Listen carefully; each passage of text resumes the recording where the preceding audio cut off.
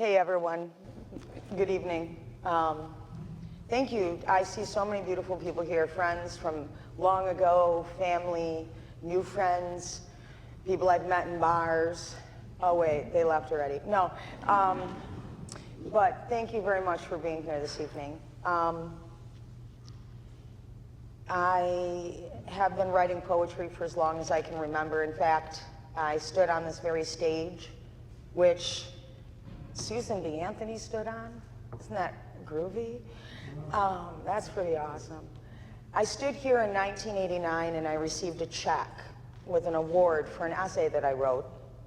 And that was more than I'd ever made babysitting or doing anything else. And I thought, you know, there's something might be here.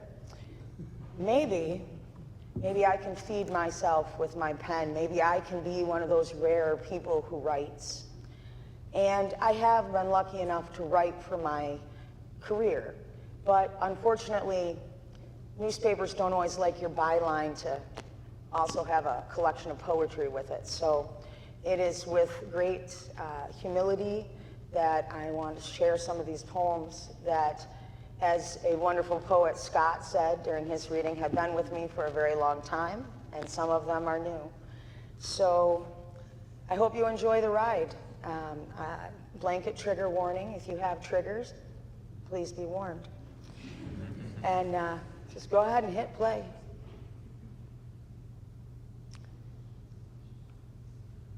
Oh, this is the part I was supposed to be talking, all right. We're gonna start right at the beginning because why not? Holy, holy, holy. A footnote to the footnote of Howl. Holy, holy, holy. The ordinary queer prophets pounding the keys with truth, who have for centuries laid the words that would define generations. Holy Sappho, holy Oscar Wilde, holy Emily Dickinson, holy Walt Whitman, holy James Baldwin, holy Radcliffe Hall, holy Frank O'Hara, holy Gertrude Stein and her Alice Tolkis too, holy Langston Hughes, holy W.H. Auden, holy Adrienne Rich, holy Mary Oliver, holy Alice Walker, holy Andrea Gibson, and holy, holy, holy Renee Nicole Good. Holy, holy, holy Allen Ginsberg.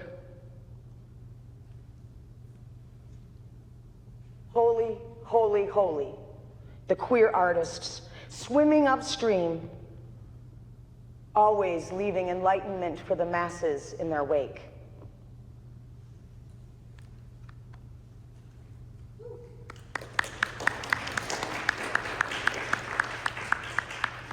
Thank you. I was about 3 years old when I started riding the Grand River with my father as his bowman. I'm lucky enough to have my Uncle Kerry here tonight, and I've ridden the river with him as well. The pictures and the video that you are seeing behind me would represent my time on the Grand River over the last 47 years. So my job as a bowman, you see, is to sit at the front of the boat and to look for obstructions, things that could throw us off course, things that could delay us or worse. Because when you get on the water, I learned at a very young age, you are no longer in control. The current is in control. And it is from that place that I bring you Riverbed Treasures, a river dialogue, casting shadows like piano keys on the bronze water. The trees slide along the bank, shuffling like prisoners towards an execution. I watch as they wade into the river. As a kid, fishing with my dad in a Volare, the tires sinking into the sandbar, we baited hooks to the White Album and contemplated the status of Bungalow Bill. Waiting for a tug on the line, I would wander the sandbars, hunting for riverbed treasures. I filled my little pockets full of wet bits of history, clamshells, broken buttons, smooth pieces of glass and rock. All once things, now just lost in the current. One Sunday, Dad took us for a drive to see the Indian mounds. He thought we should know where they were. I told him my teacher showed them to us downtown outside the museum. He explained that those were fake mounds to fool people. The real ones had been destroyed, and the ones that survive are harder to find. Trees folded over the bumpy old road that sputtered with creaking oil rigs. When we arrived, there was a fence around the mounds. I asked if they were trying to keep us out or the dead Indians inside.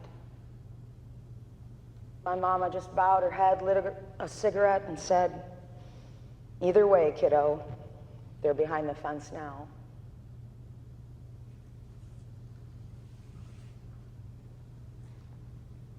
Seated beneath a highway overpass near those same mysterious mounds, people moving around me one tire turn at a time, I feel a tug. I'm the fish on the line this time. My dad grew up on this river. His dad grew up on this river. I grew up on this river. All of us casting into the shadows of Devil's Elbow, hoping for the big catch. The reel is turning now. I'm on the hook.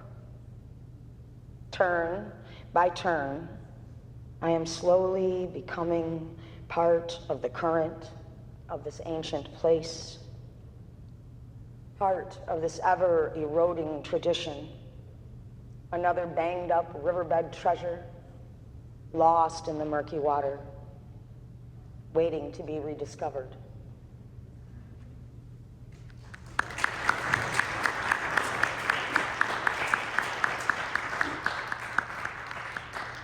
Thank you. I hope this isn't making folks too dizzy. Anyway, but that is part of being on the water. There are a lot of things around you that stimulate you, the wind, and I kind of wanted to bring that feeling to you, that sense of exploration, that sense of being on top of nature, being in it, being a part of the flow. And that would be what it looks like. I occupy a unique space as a daughter of a Vietnam veteran, as Scott pointed out in his open mic. And I'm even more rare than just a child of a Vietnam veteran. I happen to have a rare birth defect that makes me official collateral damage of herbicidal warfare in Vietnam. That's a mouthful, isn't it? Folks at the administration like to call me a collateral unicorn. So I give you collateral unicorn. Well, aren't you just the collateral unicorn? A guy at the Veterans Administration said to me over a scratchy phone line, "There just aren't many of you left anymore." I hung up and I felt the place at the base of my spine that never stops aching, where the hole in the bone is, called spina bifida. You see, I am a byproduct of chemical warfare.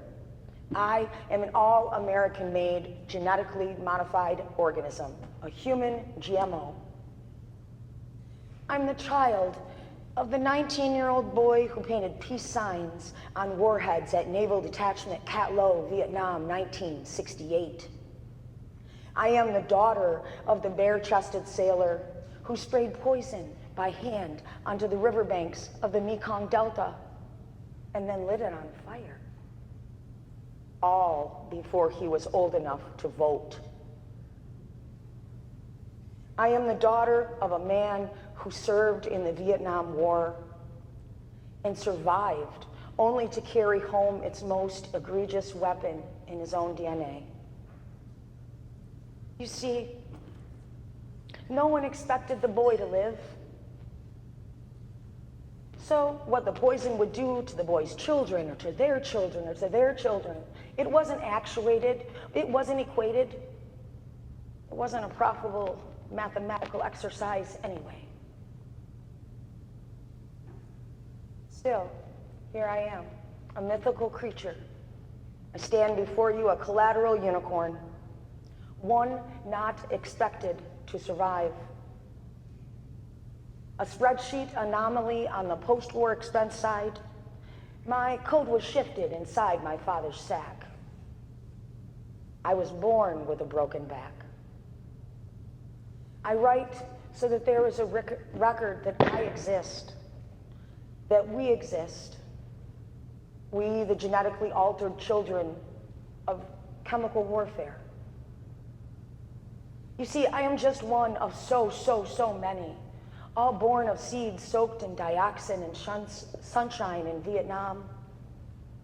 Our bodies altered by a poison that would kill to the root so that plants could never set seed. 2, 4, 5, T. That's the chemical signature for the method of war, Agent Orange. 2, 4, 5, T. The signature of my deformities, my enemy, and my descriptor. Agent Orange, made by the red, white, and blue, a toxic gift from the chemical companies to my dad, to me, to you, and the generation after us, and the next one too.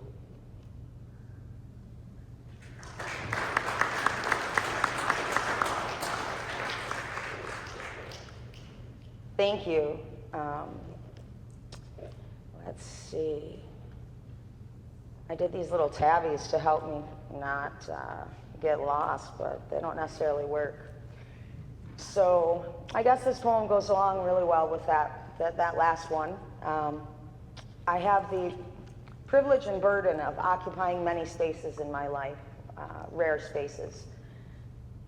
I also have a spine made out of titanium. Cyborg. Plugged in and scrolling, I came to know without warning that multiple unaccredited sources absolutely agree that I may medically and subjectively now identify as a cyborg. Born broken, my crumbling spine now updated and upgraded, a tower of steel and screws and titanium rods. I'm half human and half machine. Strangers hold me up now. Angels' wings made out of donor bone flank and brace my new spine. My backbone is now sturdy, rebuilt with ground bits of random skeletons and plastic.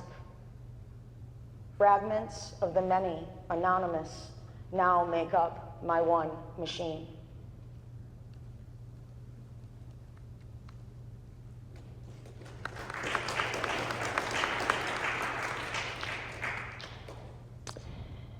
So this is one of those poems that I'd like to share with you that I actually wrote a long time ago, but it really fits the space that we're in today, that we've been for the last few years.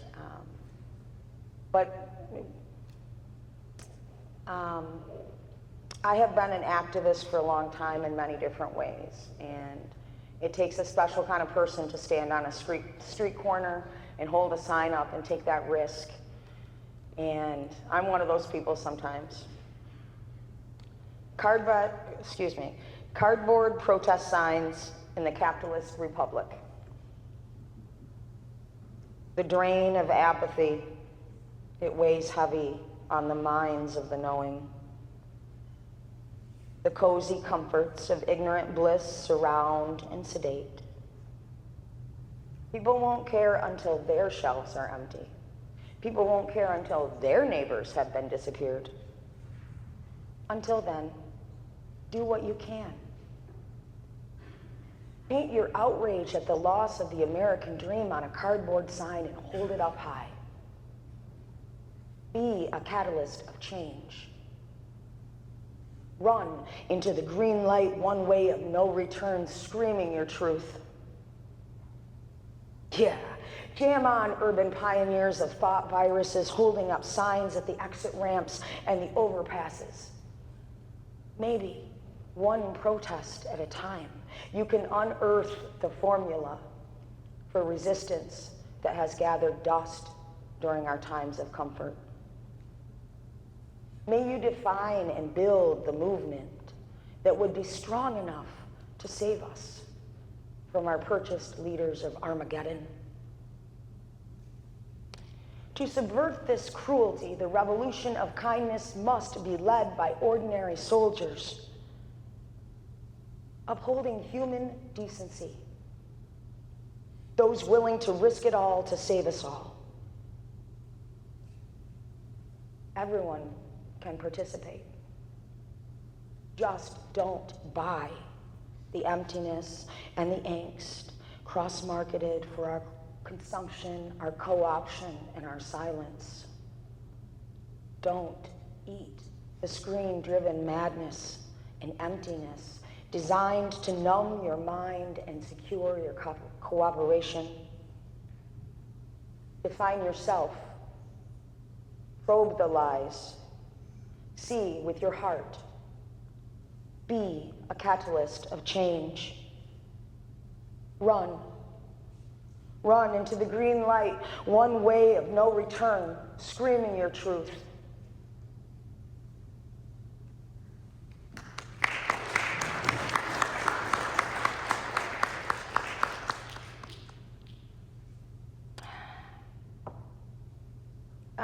This is another poem, I guess, that's about a rare space that I occupy as well. I never thought that I would be underhoused or unhoused, but I have been. And once you find yourself in that space, for me, it was, I could not breathe somewhere. Not that I didn't pay my rent or that I was shooting up in an alley. I couldn't breathe. I couldn't exist inside a home due to an allergic reaction. But it sent me on a journey where I had the opportunity to meet fellow travelers and to realize how many people in our community are underhoused, living in hotels. They have jobs, the school buses come for their children, and they're good moms. That's mostly who's there, single mothers. American refugees living on the edge. There are places like this worn brick building known as the Six on the edge of every town. Places that you drive by and immediately feel sorry for anyone inside. You can smell it from the road. Bed bugs, mildew, desperation. It's hard to imagine what would make anyone stop and stay. Inside, there are people who only know where they have been, what they have survived, escaped, and endured. Not where they are going. All of them reeking of human tragedies like mold, fire, floods, storms, and abuse. The parking lot is filled with aged, broken down cars, all bearing scars of accidents and incidents, scrapes and near misses, flat tires and broken lights. Like their drivers, these cars have seen some shit. Each busted ride is filled with the remnants of a tragic series of events that culminated in someone calling this motel home. That life is now lost, though, to the tyranny of the urgent, to making it through each sunrise and sunfall intact. American refugees of corporate greed, underhoused and unseen, forgotten, hiding, barely surviving behind crumbling walls of cheap motels that rent by the week or the month. I left that motel on the edge of town a while ago. I emptied out the remnants of my lost life from my car and I planted a new garden. I was lucky. I can still smell that place on me, though, sometimes. Mildew, injustice, and desperation.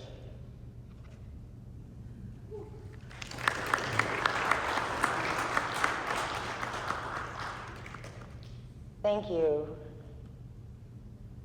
Right. So,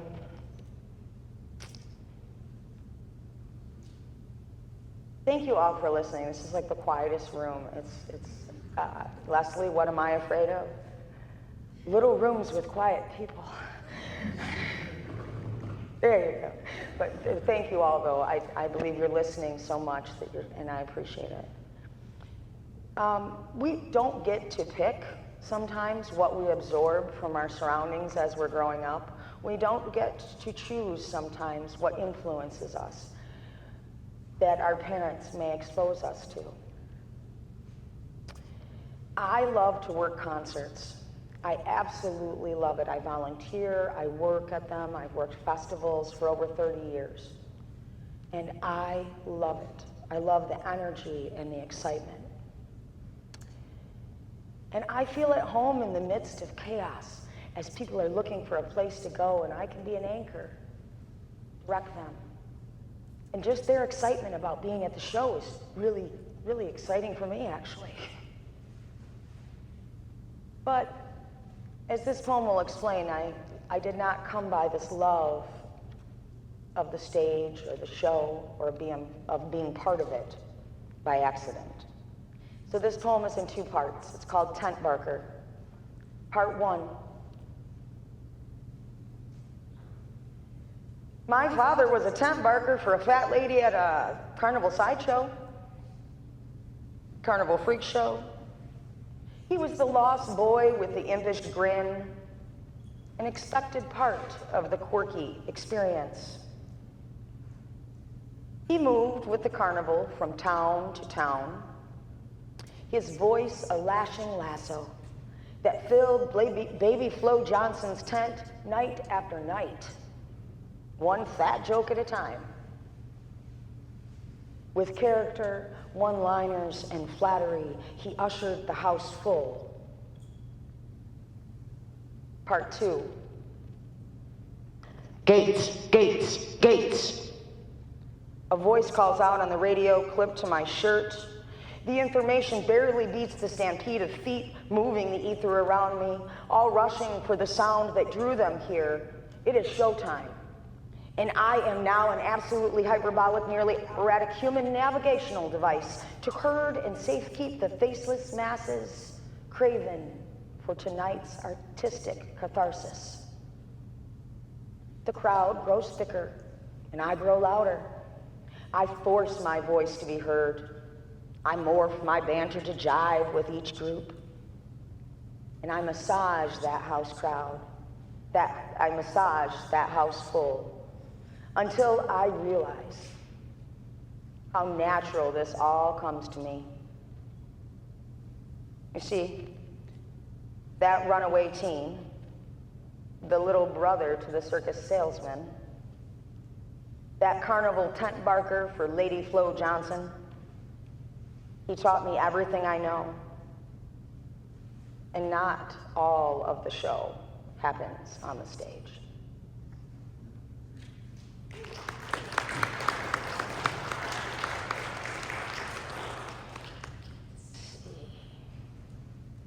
All right. I have just a couple more to share with you. As you can tell, I love the Grand River, and I love the history of the river. My life has just constantly brought me back to the shores of this river, and I have loved connecting with some of the history of the river as well. I magnet fish, pull rusty bits of things out in my kayak. You gotta wear gloves, you can get cut. But I enjoy learning about the history of the river.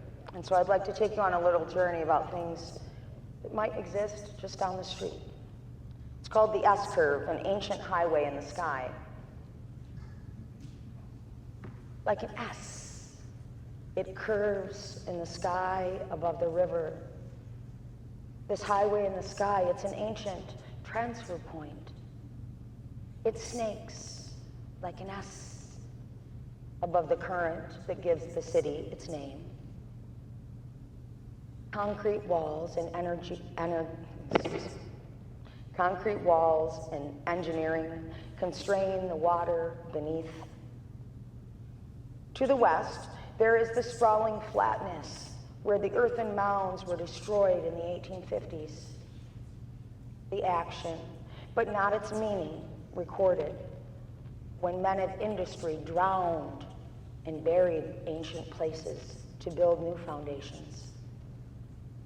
To the east are rolling hills adorned with boulders, and Belknap Hill hangs over the river, its platformed peak facing the setting sun. It curves like an S through the immigrant-built steeples that stand like watchmen of bygone times, their gold, copper, and leaded glass glistening on the skyline. The S-curve, a winding ancient transfer point in the sky. Here, at these flowing waters, people have changed lanes and chosen new paths for thousands of years.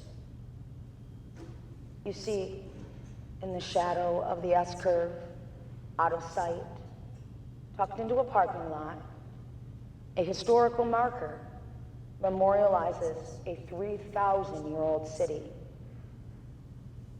The sign says this place was called Bawating, Ba-wa-ting. A city as old as the pyramids along the Grand River in the middle of Michigan, an island framed by freshwater seas.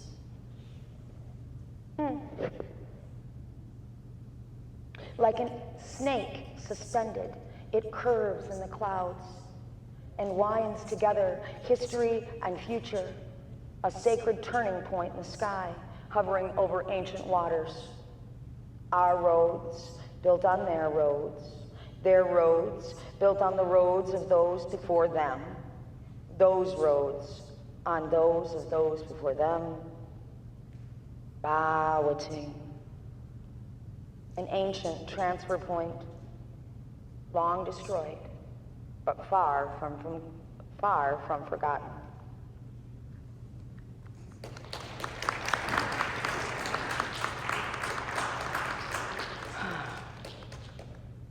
Thank you. I have just one more to share with you, which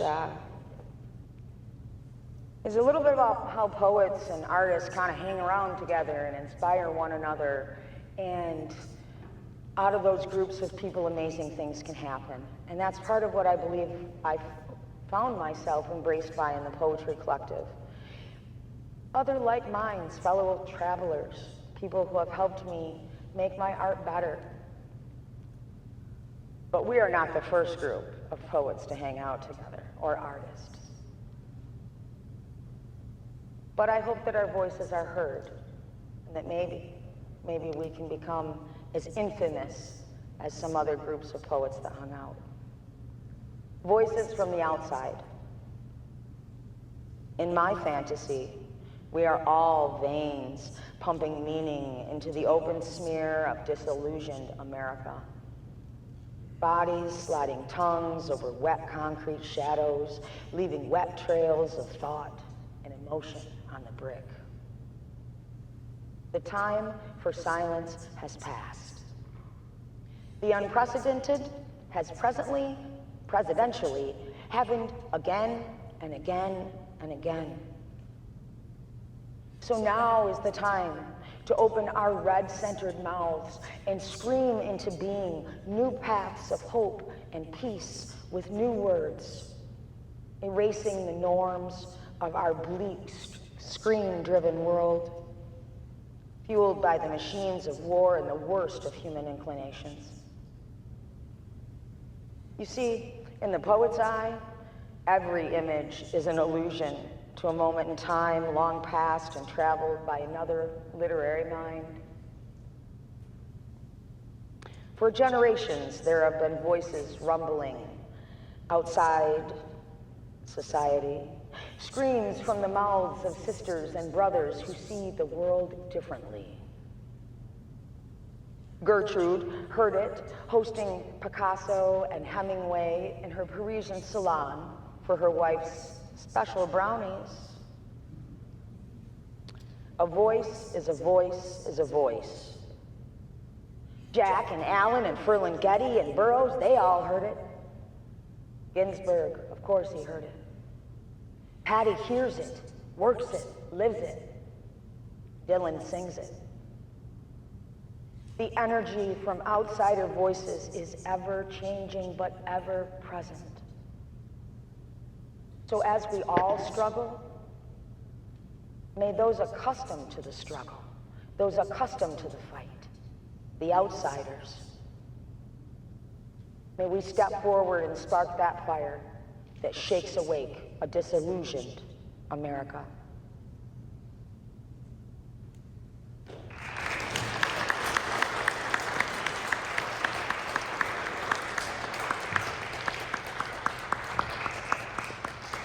Thank you very much for taking a trip down the river with me.